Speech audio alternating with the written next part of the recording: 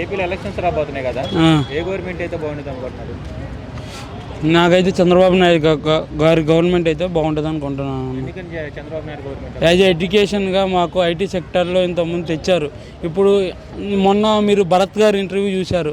ఒక స్టూడెంట్ అడిగింది, మేము బీకామ్ చదువుకుంటున్నాము, బీకామ్ తర్వాత అది కంప్యూటర్సే కదా, తర్వాత మాకు ఒక ఐటీ ఇదిగో లేదని చెప్పి అడిగితే భరత్ గారికి దానికి సమాధానం చెప్పలేక ఇదిగో ప్రపోజల్ పెట్టాము వస్తుందని. అది ఇప్పుడు చంద్రబాబు నాయుడు గారు ఇది మనకి కంపెనీస్ అనేది తెచ్చి చూపించారు. వీళ్ళైనా అంత ప్రపోజల్ అంత పేపర్ మీద ఉండిపోయాయి. జగన్ గవర్నమెంట్కి చంద్రబాబు నాయుడు గారి గవర్నమెంట్కి అది ఈ రెండింటికి అది తేడా. జగన్ గారిని ఎందుకు వద్దనుకుంటున్నారు? మెయిన్గా కారణాలు జగన్ గారిని యాజ్ ఎడ్యుకేషన్గా నాకు దేనికంటే ఇప్పుడు నాకు ఏదన్నా ఇప్పుడు మన ఐటీ మినిస్టర్ గుడ్డు పెడుతుందనే చెప్పారు. ఆ గుడ్డు పెట్టేది ఎప్పుడో, పగిలేది ఎప్పుడు, పిల్ల బయటకు వచ్చేది ఎప్పుడు. అలా కాకుండా ఇప్పుడు యాజ్ ఎడ్యుకేషన్ నాకు ఒక కంపెనీ తెచ్చినప్పుడు, నేను ఒక ఉద్యోగం చేస్తున్నప్పుడు అది నాకు యూజ్ అవుతుంది. కానీ మీరు ఇప్పుడు నూడిల్స్ బండి ఓపెన్ చేసి లేకపోతే ఏదైనా బండ్లు ఓపెన్ చేసి యాజ్ ఎడ్యుకేషన్ చదువుకున్న ఉద్యోగులకి యూజ్ ఉండదు కదా. 2 లక్షల చిల్లర జాబులు ఇచ్చామన్నారు కదా జగన్మోహన్ రెడ్డి గారు. అట్లాంటివి చంద్రబాబు నాయుడు గారు 3 లక్షల చిల్లర ఇచ్చారు, చిన్న చిన్న ఉద్యోగాలు. అంటే చంద్రబాబు నాయుడు గారు ఇప్పుడు పవన్ కళ్యాణ్ గారు కలిసి వస్తున్నారు కదా, ఏపీ ప్రజలకు ఎలా ఉపయోగపడుతున్నారు? ఏపీ ప్రజలకి ఇప్పుడు కొంతమంది వాళ్ళ ఆలోచిస్తుంది ఏంటంటే కొన్ని ఇప్పుడు మహిళలకు కానీ లేకపోతే వృద్ధులకు కానీ పింఛన్ పెంచారు. ఇంకోటి ఏంటంటే ఇప్పుడు క్యాపిటల్ లేని స్టేట్ అయిపోయింది ఆంధ్రప్రదేశ్ అనేది. ఇప్పుడు ఎక్స్పీరియన్స్ లేని వాళ్ళకన్నా ఎక్స్పీరియన్స్ ఉన్న వాళ్ళ చేతుల్లో ఉంటేనే బాగుంటుంది ప్లస్ అనేది ప్రజలు అనుకుంటున్నారు. మనం రీసెంట్గా నేను చూసుకుంటే సీఎం జగన్మోహన్ రెడ్డి గారు కొన్ని కామెంట్స్ చేశారు అన్నమాట. అంటే సైకిల్ ఏమైనా బయట ఉండాలి, గ్లాస్ ఏమన్నా సింక్ లో ఉండాలి, ఏమైనా ఇంట్లో ఉండాలి అన్నారు కదా, దాని మీద మీ అభిప్రాయం ఏంటి? దాని మీద ఇప్పుడు గ్లాస్ అనేది ఇంట్లోనే కదా ఉండేది, షింక్లో కాదు కదా. ఇంట్లో నుంచే కదా నువ్వు కాఫీ అయినా తాగేది, బయట కూర్చొని తాగవు కదా. ఇంట్లో ఇప్పుడు ఇంటికాడ కూర్చున్నప్పుడు అది ఇంట్లోనే ఉంటుంది, బయటే ఉండదు. అంటే ఇంకో సభలో చూసుకుంటే సొక్కా మడత పెడతానని చెప్పేసి అంటున్నారు కదా, ఒక సీఎంగా ఉండేది మాట్లాడకూడదు. దేనికంటే ఒక మెసేజ్ అనేది అలా ఇవ్వకూడదు. చంద్రబాబు నాయుడు గారు అలా మాట్లాడకూడదు. ఒక సీఎం హోదాలో ఉండి ఒక వ్యక్తి ఒక రౌడీజాన్ని ఎంకరేజ్ చేసినట్టు అలా మాట్లాడకూడదు. ఇద్దరు అలా చంద్రబాబు నాయుడు కుర్చీ మడత పెడతా అన్నాడు నిన్న మీటింగ్లో. అన్నాళ్ళారా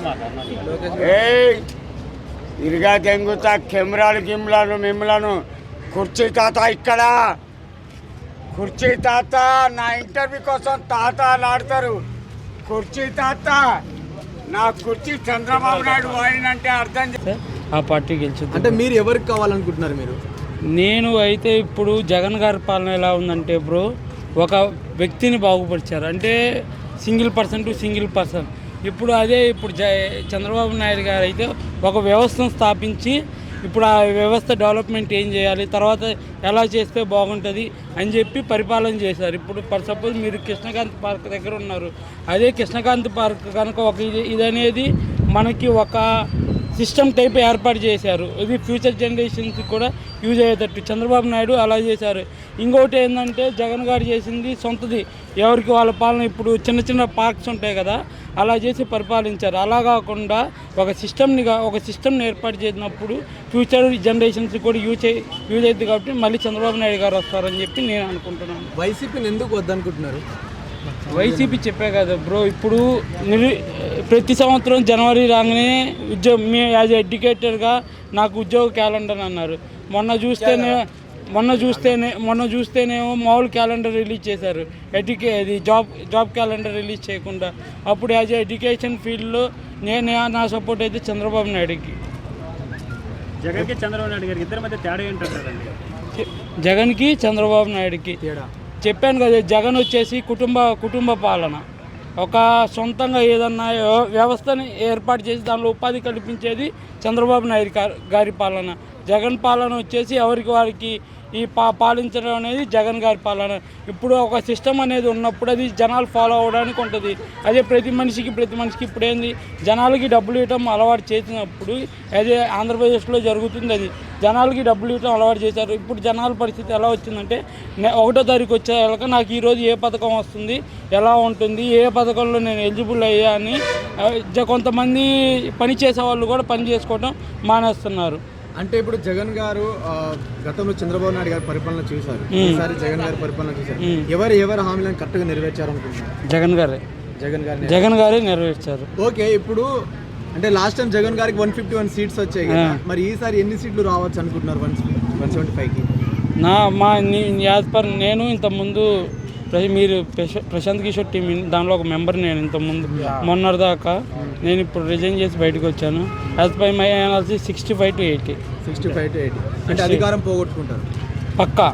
సో ఇప్పుడు జనసేన టీడీపీ గవర్నమెంట్ ఫామ్ చేస్తే మరి యువకులకు కావచ్చు, ఎవరికి డెవలప్మెంట్ అంటే ఆంధ్ర రాష్ట్రం ఇలా ఏ మేర డెవలప్మెంట్ అవ్వచ్చు అనుకుంటున్నారు? ఇప్పుడు వస్తున్న హామీల ప్రకారం అయితే ఇప్పుడు చంద్రబాబు నాయుడు గారు తర్వాత నెక్స్ట్ గవర్నమెంట్ ఫామ్ చేసి ఉద్యోగులు అది ఎవరైతే ఇప్పుడు చదువుకున్న నిరుద్యోగులు ఉన్నారో వాళ్ళకి ఎక్కువ ఛాన్సెస్ ఇచ్చి రైతులకి కానీ ఇచ్చిన హామీలు పోయినసారి లాగా కొన్ని వాగ్దానాలు చేశారు, అవి మాట తప్పారు. ఈసారి తప్పరా అని చెప్పి అనుకుంటున్నాను. Thank you.